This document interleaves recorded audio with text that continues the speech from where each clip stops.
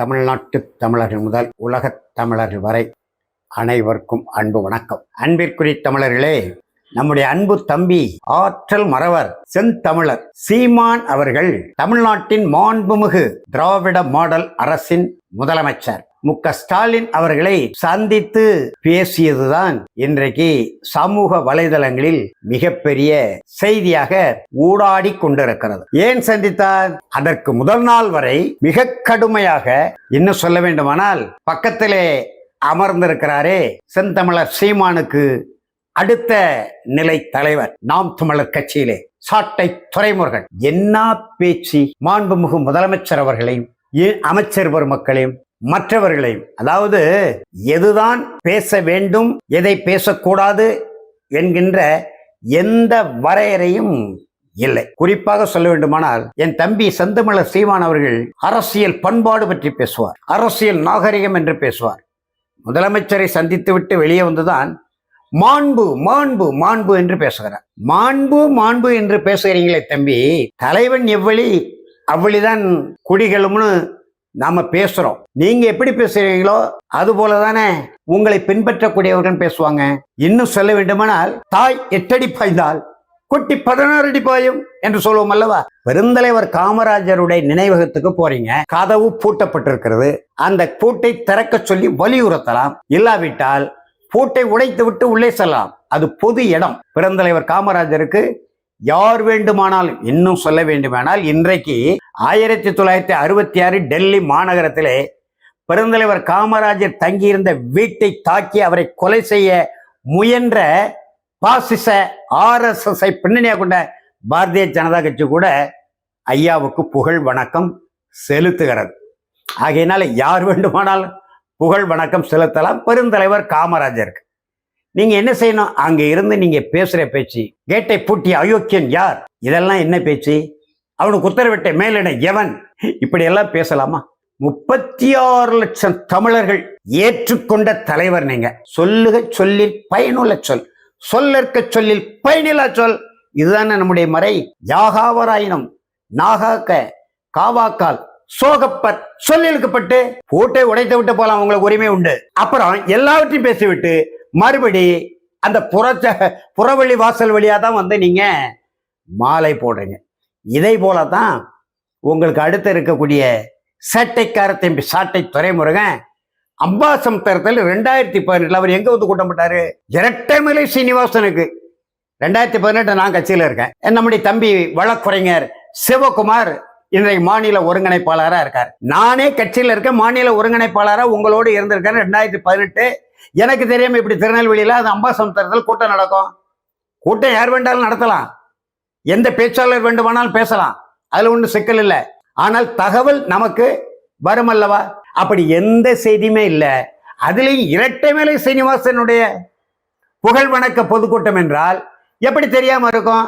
பொய்யான தகவல்களை, புல்லுகு மூட்டைகளை அவிழ்த்து விடுவதை போலதான் நீங்களும் பேசுறீங்க, உங்களை பின்பற்றக்கூடியவரும் பேசுறாங்க. அதற்கு ஒரு எடுத்துக்காட்டு தான் மாண்புமிகு முதலமைச்சர் அவர்களை.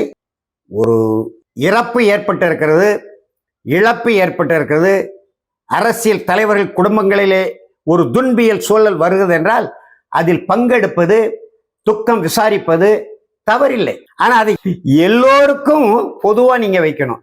அப்படி வைப்பதல்ல.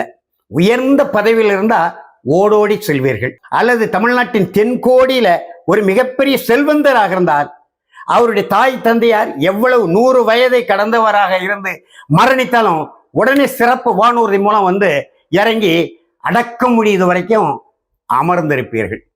அதே போலதான் பாளையங்கோட்டையில நாம் தமிழர் கட்சியின் தொண்டன் கடந்த ஆண்டு போராட்ட களத்துல மயங்கி விழுந்து இறந்து போனோம். அந்த தொண்டன் வீட்டுக்கு போனீங்களா? சிறைச்சாலையில் இருந்தோம் நாங்கள்லாம். நாசகார ஸ்டெர்லைட் எதிர்ப்பு போராட்டத்திலே பங்கெடுத்து துப்பாக்கி சூட்டுக்கு ஆளாக கூடிய நிலையிலும் அதிலிருந்து தப்பி பிழைத்து நம்முடைய தம்பிமார்கள், நாம் தமிழர் கட்சி தம்பிமார்கள், நம்முடைய எஸ்ஐகே அண்ணாச்சி உட்பட 12 பேர் சிறையில் இருந்தோம். ஒருவர் வீட்டுக்கு கூட நீங்க போய் ஒரு ஆறுதல் சொல்லல. இப்படிப்பட்ட நிலையில அதே மாதிரி நிறைய செய்திகளை சொல்லலாம். பணக்காரனாக இருந்தால் பறந்தோடி செல்வீர்கள், பதவியில் இருப்பவராக இருந்தால் ஓடோடி செல்வீர்கள். நம்முடைய தந்தையார் இறந்தாங்க, செந்தமிழர் அவர்கள் நம்முடைய அரணையூர்ல மாண்புமிகு முதலமைச்சர் தொலைபேசியில தானே பேசுறாங்க. நீங்களும் தொலைபேசியில பேசலாமே. இல்ல மரணம் அடைந்திருக்கக்கூடிய மாண்புமிகு முதலமைச்சருடைய உடன் பிறந்த அண்ணன் மு.க. முத்து அவர்கள் அவ்வளவு பெரிய புகழ்பெற்ற மனிதரா ஒரு காலத்துல நடித்தார். நாங்களெல்லாம் சிறுபிள்ளையா இருக்கும்போது அவருடைய திரைப்பட நுழைவுதான் திராவிட முன்னேற்ற கழகத்தையே இரண்டாக உடைத்தது. உங்களுக்கு தெரியுமா தம்பி? மு.க. முத்து நடித்த முதல் படம் பிள்ளையோ பிள்ளை. அவர் நாடக மேடையில முதலில் யாருடைய வேடத்தில் நடித்தார் தெரியுமா? மக்கள் திலக மாக்கோரா. மக்கள் திலக மாக்கோரான்னு திரைப்படத்துல அவர் தோன்றுகிற தோற்றம் இல்லை. இயல்பாக அவர் வெள்ளை குள்ளா அணிந்து கருப்பு கண்ணாடி அணிந்து சிலுக்கு ஜிப்பான்னு சொல்லுவாங்க, அந்த சிலுக்கு ஜிப்பா வேட்டியோட அவர் வெளியே வருகிறது போல அந்த வேடத்தில் மக்கள் திலக மாக்கோராவின் இயல்பான வேடத்தில் மேடையில் தோன்றி நடித்து பிறகு பிள்ளையோ பிள்ளை படம் நடித்தார். அந்த பிள்ளையோ பிள்ளை படம் ஒரு வெற்றிகரமான நிலையை அடைந்த உடனே ஒரு வெற்றி விழா நிகழ்ச்சி. மு.க. முத்தை பற்றி நீங்கள் தெரிந்து கொள்ளணும். ஏன்னா நீங்க வெளியே வந்து சொல்ற செய்தி முன்னுக்கு பின் முரண்பாடு, வரலாற்றை திருப்பி போடுறது மாதிரி சொல்றீங்க. பிள்ளையோ பிள்ளையினுடைய அந்த வெற்றி விழா நிகழ்ச்சியில ஐயா கலைஞர் அவருடைய தந்தையார் இருக்கிறார் முதலமைச்சர். அவருக்கு பக்கத்திலே மு.க. முத்து படம் மதுரை முத்து. மதுரை முத்து என்றால் அந்த காலத்திலே புகழ்பெற்ற மா மனிதர், மதுரை மாநகரின் மேயராக வந்தவர் மக்கள் திலகம் மாக்கோரா அவர்களால உலகம் சுற்றுவாளிவன் படம் வெளியிடப்பட்டால் சேலை கட்டி கொள்கிறேன் என்று எம்ஜிஆர் அவர்களுக்கு, அதாவது மக்கள் திலகம் மாக்கோரா அவர்களுக்கு அறைகோல் விடுத்தவர் மதுரை முத்து. பின்னால் அதிமுக சேர்ந்தார். அந்த மதுரை முத்துவும் கலைஞர் ஐயா மு கருணாநிதி உட்கார்ந்து பார்க்கும்போது மதுரை முத்து பேச்ச நானே கேட்டேன்.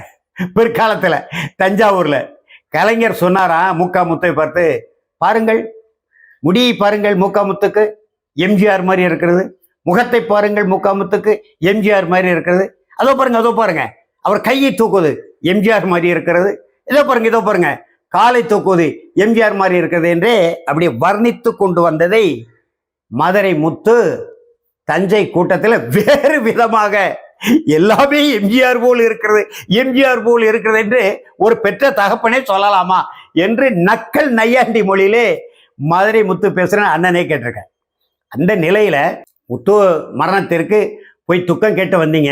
வெளியே வந்து என்ன சொல்றீங்க? பெருந்தலைவர் காமராஜர் 1975 அக்டோபர் 2 காந்தியின் பிறந்த நாள் அன்றைக்கு இறந்தார். பெருந்தலைவர் காமராஜருடைய இறப்பு நாளுக்கும் எனக்கும் ஒரு மிகப்பெரிய தொடர்பு உண்டு. எனக்கு 15 அகவை.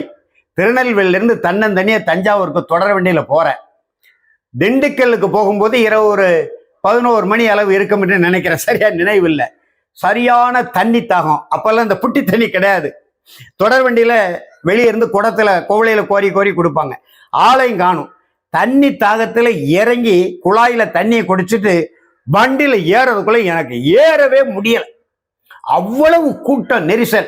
வண்டி புறப்பட்டுட்டு, அப்ப சிக்குப்புக்கு வண்டி, புகை வண்டி, இப்போ ஓடுற மின்தொடர் வண்டி அல்ல, புகை வண்டி. கம்பியை பிடித்து கொண்டு தொங்கி கொண்டிருக்கிறேன். அப்புறம் உள்ளே இருந்தவர்கள் சத்தம் போட்டு அந்த தம்பியை உள்ள அனுப்புங்கன்னு சத்தம் போட்டு வெளியே தொங்கி கொண்டிருந்தவர்கள் என்னை காப்பாற்றி உள்ளே அனுப்பினார்கள். உள்ளே போன பிறகுதான் ஏன் இவ்வளவு பெரிய கூட்டம் என்று கேட்கிற பொழுது பெருந்தலைவர் காமராஜர் இறந்து விட்டார் என்ற செய்தி கிடைத்து இறுதி ஊர்வலத்தில் பங்கேற்க அவ்வளவு கூட்டம். அதனால அந்த நாளும் எனக்கும் மறக்க முடியாத நாள். ஆனாலும் தம்பி 1969 நீங்கள் பிறப்பதற்கு முன்பே அறிஞர் அண்ணா மறைந்து விட்டார். 1969 பிப்ரவரி திங்கள் 3ஆம் தேதி. 1969 பிப்ரவரி திங்கள் 3ஆம் நாள் இறந்த அறிஞர் அண்ணா 1975ஆம் ஆண்டு அக்டோபர் 2 இறந்த பெருந்தலைவர் காமராஜருடைய மரணத்திற்கு வந்து எப்படி முட்டி அழுவார்? நீங்க நிறைய புத்தகம் படிக்கக்கூடியவங்க, படித்த செய்திகள் உள்வாங்கி கொண்டு நினைவாற்றல் மூலம் வெளிப்படுத்தக்கூடியவங்க. அதுலலாம் நம்ம மாறுபட்ட கருத்து இல்லை. ஆனா 69ல் இறந்த ஒருவர், இதை ஒரு எளிய மனிதர் யாரோ ஒருவர் அவர் சொன்னார் இவர் சொன்னார்னு சொல்லிவிட்டு போனா நாம் கடந்து போகலாம். 36 லட்சம் தமிழர்களின் தலைவர் நீங்க. 69ல் நீங்க பிறப்பதற்கு முன்பு இறந்து விட்ட அண்ணாவே, இந்திரா காந்தி அம்மையார் இறந்த போது நீங்கள் 3 நாள் சாப்பிடாமல் பட்டினியா கிடந்தோம் என்று சொன்னதை போல யாராவது நம்புவாங்களா இதை? இந்திரா காந்தி அம்மா 85 இருந்தாங்க, உங்களுக்கு 15 அகவை தான் இருக்கும். நீங்க எப்படி இந்திரா காந்தி அம்மா, நீங்க ஏற்கனவே திமுகவுல ஆதரவாளர் போல சில இடங்கள்ல பேசியிருக்கிறீங்க. அப்ப 15 வயது மாணவனா இருக்கும்போது இந்திரா காந்தி இறந்ததுக்கு நீங்க எப்படி 3 நாள் சாப்பிடாமல கிடக்க முடியும்? சொல்லுங்க பார்ப்போம். 3 நாள் சாப்பிடாம கிடந்தா என்ன ஆகுவீங்க? அது ஒன்று. அப்புறம் ஓமந்தூர் ராமசாமி ரெட்டியார். ஓமந்தூர் ராமசாமி ரெட்டியார் ஆந்திர மாநிலத்தை சேர்ந்தவர் தான், தெலுங்கை தாய்மொழியை கொண்டவர் தான். ஆனால் ஒரு உழவர் சமுதாயத்திலிருந்து வந்து முதலமைச்சராகி மிக மிக மிக மிக எளிமையாக இருந்தவர் மட்டுமல்ல, முழுமையான மதுவிலக்கை நடைமுறைப்படுத்தியவரும் மறைந்த சென்னை மாகாண முதலமைச்சர் ஓமந்தூர் ராமசாமி ரெட்டியார். அவர் இருந்த வீட்டில் தான் நம்முடைய தலைவர் பாட்டாளி மக்கள் கட்சி கோகா மணி அவர்கள் இருந்தார்கள். ஓடு போட்ட வீடு, அரசினர் குடியிருப்பில். இப்ப அந்த வீடு இல்லை, இடிக்கப்பட்டு மருத்துவமனையாகிவிட்டது. அந்த ஓமந்தூர் ராமசாமி தன் மகனோட கோவைக்கு பயணம் போடுகிற போது நள்ளிரவு 12 மணிக்கு சீட்டு ஆய்வாளர் அழைத்து, என் மகனுக்கு 12 வயது ஆகிவிட்டது, நீங்கள் இப்பொழுது முழு சீட்டு கொடுக்க வேண்டும் என்று கேட்டதாக நீங்கள் சொல்லுவதை போல அது எப்படி கேட்க முடியும்? அப்ப பயணச்சீட்டை எடுக்கும்போது 12 மணி வரைக்கும் அவருக்கு அரை சீட்டும் எடுத்துக்கொண்டு வந்தாரா ஓமந்தூர் ராமசாமி ரெட்டியார்? அவர் சென்னை மாகாண முதலமைச்சர். இப்படியெல்லாம் யாரோ ஒருவர் கற்பனையாக சொல்லக்கூடிய செய்தி. அவர் 12 வயசு வருவதற்கு முன்பே அவருடைய மகன் இறந்து விட்டார் என்று வரலாறு இருக்கு. இந்த செய்திகளை எல்லாம் தெரியாம இப்படி யாரோ ஒருவர் சொல்லுகிறார் என்று முதலமைச்சர் வீட்டுக்கு முன்னால் உட்கார்ந்து, அது நல்ல கருப்பு சட்டையா போட்டுக்கிட்டு பாருங்க, பாக்கியராஜ் கிட்ட நீங்க சொல்லல பொழுது 3 பேரும் கருப்பு சட்டை, ஈவேரா நாட்டு மக்களுக்கு உலக மக்களுக்கு அறிமுகப்படுத்திய அந்த கருப்பு சட்டை, மாண்புமிகு முதலமைச்சர் கருப்பு சட்டையா போட்டுக்கிட்டு இருக்காரு. கருப்பு சட்டையோடு போய் துக்கம் சாரிக்கிறீங்க. சரி, மூகா முத்து திருவாரூர் வீதிகளில் தேநீர் குடிப்பதற்கு வழி இல்லாமல் லாந்தனர். ஏன்னா 2006ஆம் ஆண்டு அவங்களுடைய தந்தையார் முதலமைச்சர் பொறுப்பேற்ற உடனே திருவாரூருக்கு அருகில் உள்ள ஒரு குக்கிராமத்தில் அஞ்சுகுமாருடைய கல்லறைக்கு போகிற வேலையிலே மூகா முத்து உள்ள விட மாட்டேன்ட்டாங்க காவல்துறை. அதுக்கப்புறம் முதலமைச்சரே என்னுடைய மகன் என்று சொன்ன பிறகுதான் உள்ள விட்டாங்க. அதெல்லாம் செய்தி பதிவாயிருக்கு. அப்படிப்பட்ட மூகா முத்துவை என்னைக்காவது ஒரு நாள் நீங்க போய் சந்திச்சு பேசுனீங்களா? அவர் உடல்நலம் விசாரிச்சீங்களா? அவருடைய வாழ்வியல் உங்களுக்கு தெரியுமா? எதுவுமே தெரியாது. அப்புறம் எதுக்கு முதலமைச்சர் வீட்டுக்கு போகணும்? அப்படியானால் இன்றைக்கு சமூக வலைதளங்களில் உங்களுக்கு இருக்கக்கூடிய அரசியல் நெருக்கடி, நூற்றுக்கணக்கான வழக்கு, விஜயலட்சுமி வழக்கு, இந்த வழக்குகளிலிருந்து அம்மையார் ஜெயலலிதா அவர்களை அவர் முதலமைச்சராக இருக்கும்போது கோட்டையில போய் நீங்க சந்தித்து விட்டு அன்றைக்கு இருந்த நெருக்கடியான சூழலிலிருந்து தன்னை தற்காத்து கொண்டதை போல இப்பொழுதும் இந்த அரசியல் நெருக்கடிகளிலிருந்து நீங்கள் தப்பித்துக் கொள்வதற்கு அல்லது அந்த நெருக்கடிகளை கொஞ்சம் தளர்வு ஏற்படுவதற்கு மாண்புமிகு முதலமைச்சர் அவர் எவ்வளவு பண்பாக உங்களை வர சொல்லி அமர சொல்லி உங்களுடன் பேசினார். நீங்க அவரை பற்றி மேடைகளை பேசுற பேச்சு, உங்க தம்பிமார்களை பேசுற பேச்சு அவர் காதுகளுக்கு எட்டாமலா இருக்கும். வெளியே சொல்றீங்க, அண்ணா காமராஜர் இறந்ததுக்கு முட்டி முட்டி அழுதார் என்று பக்கத்துல இருந்து பார்த்த மாதிரி சொல்றீங்க.